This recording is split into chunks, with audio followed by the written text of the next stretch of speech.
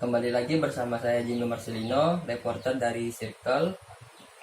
Kali ini saya akan mewawancari seseorang. Sudah ada di samping saya, siapa namanya Kak? Monica. Oke, saya sedang bersama Kak Monica, akan berbicara tentang seputar aspek budaya, pendidikan, keamanan, ekonomi, dan sosial. Jadi yang pertama yang ingin saya tanyakan Kak, pandangan Kakak terhadap budaya yang di masa pandemi COVID-19 ini Kak.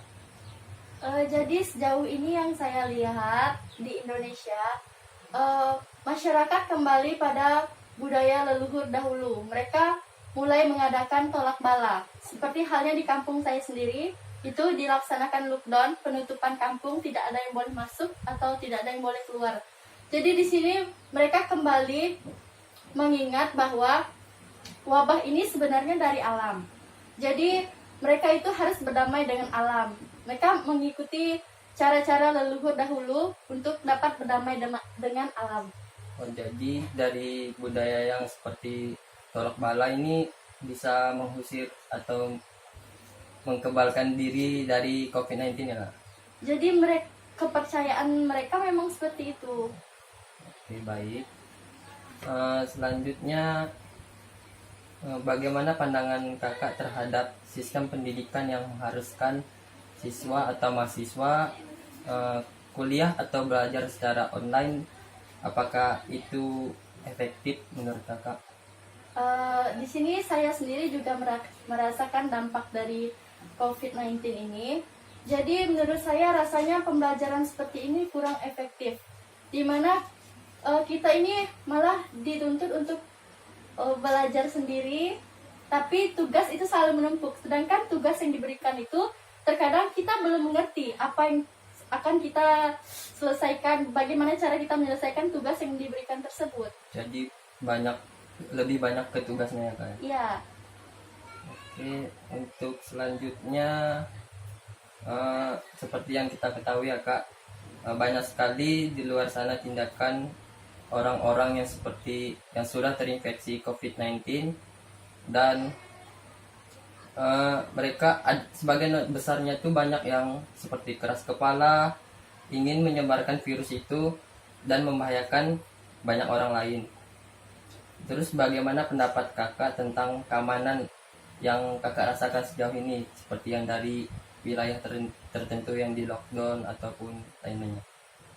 Jadi wabah ini cukup meresahkan. Jadi pertahanan keamanan sudah kita lihat dengan penjagaan perbatasan-perbatasan, misalnya di Simpang Pinus sana, setiap yang lewat atau yang masuk itu dicek terlebih dahulu apakah ada gejala-gejala COVID atau tidak. Jadi rasanya sudah cukup aman.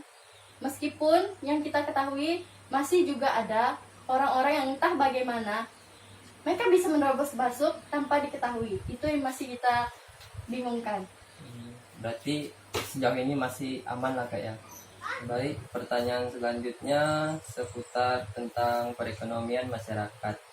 Jadi seperti yang kita ketahui di masa pandemi COVID-19, seluruh masyarakat dianjurkan untuk tetap di rumah dan bekerja di rumah.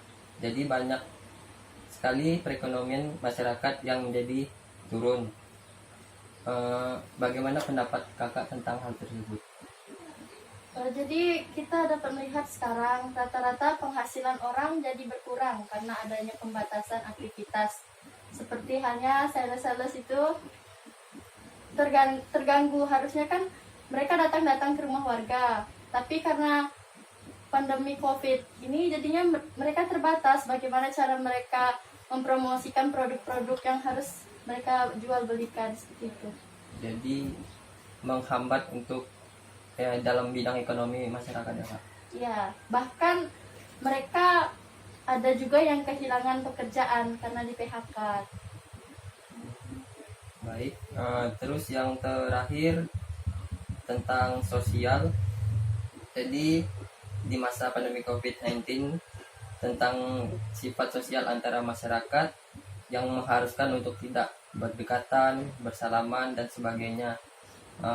Menurut Kakak, bagaimana harus efektif, bagus tidak tindakan yang dilakukan, yang dianjurkan oleh pemerintah tersebut? Menurut saya untuk masa sekarang ini tidak masalah untuk kita melakukan social distancing, di mana kita harus menjaga jarak. Jadi itu juga akan memutus rantai penyebaran virus corona tersebut. Jadi baik untuk dilakukan. Oke, baik. Saya rasa sekian dari saya Kak pertanyaannya. Terima kasih atas waktunya. Baik, sekian dari saya. Sampai jumpa dan terima kasih.